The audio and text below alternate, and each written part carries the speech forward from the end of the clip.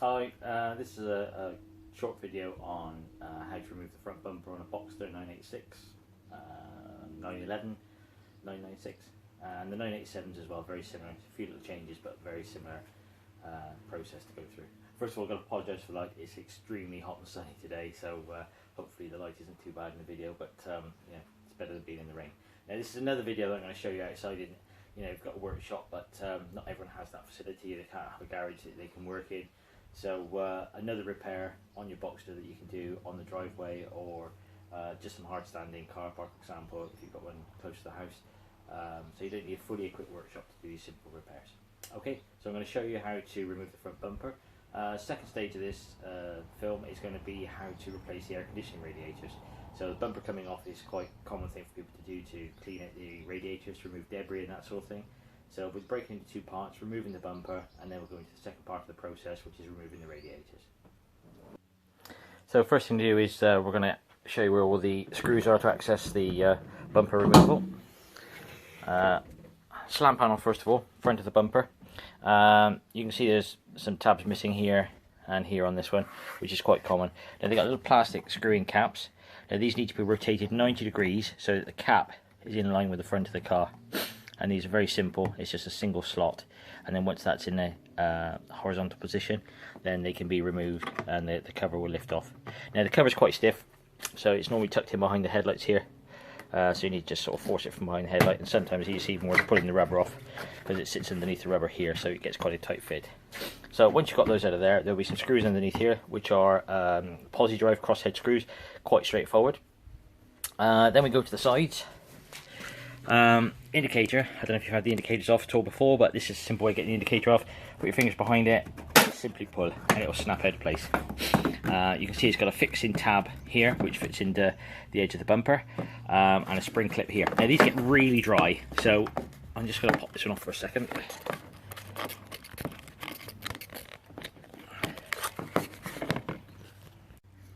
Right, I've got the indicator off now.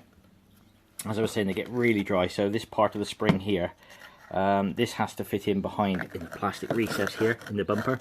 So when you push it back in, if they're really dry, they're sometimes really hard to get back in. So what I normally do is clean them up, put a little bit of oil on them or some grease, some copper grease or something, just so they slide in easy. It stops you breaking the light when you put the light back in. So once you've got the indicator out, there are two screws behind each edge of the bumper. Now this one here you can see, which is the crosshead one, needs to come out. But also there's another one here that comes up from the inside of the inner wing. Now I can tell you by looking at this one that there's one missing here, which is not uncommon because they're very difficult to get in and out. So peeling the edge of the arch liner out of the way and getting behind the bumper, that's where normally you would see the screw itself. So you need a screwdriver so you can go up from underneath the edge of the bumper to come up through to come to that screw there. But as I say, you can see this one here is absent in this case, and the bumper will pull away from the mounting behind it. But you can see the hole there where the screw would normally come up through. That's the most difficult one on the whole job, to be honest. That's the one that really sort of catches people out. So we're going to take the screw out of here. We're going to do the same on the other side. Remove the indicator, take the vertical screw out, take the horizontal screw out, and then across the front panel. Once you've taken the front panel off, there will be a series of crosshead screws there as well.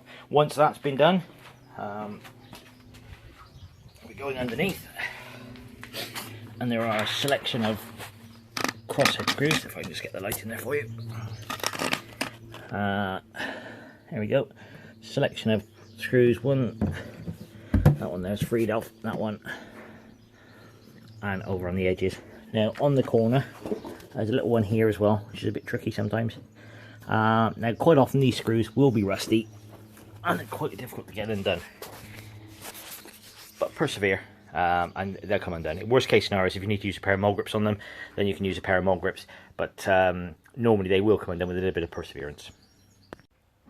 Okay, so with all the bolts out, we only had an issue with one bolt, which unfortunately we had to apply a little bit of extra pressure to. So the bumper's ready to come off. Now one thing we'll say is just draw your attention to where the headlights come close to the edge of the bumper. When the bumper comes off, it tends to go quite suddenly, so just be aware that you don't want to be hitting the headlights, catching the bottom of the indicators. They can sometimes knock the quadrants out, and if you've got headlamp washing there, it can be quite an expensive repair. So all the fixings are out. What we're going to do now, just come around the side and lift the bumper away from the body, like so. Same on the other side.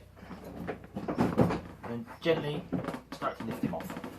Taking the weight, and I say being mindful of the headlamps at the same time. Now I've put a piece of carpet down on the floor already, having done this once or twice. You don't want to be scratching your new bumper, so as you can see, the bumper is now completely off the car and on the floor ready for the next process.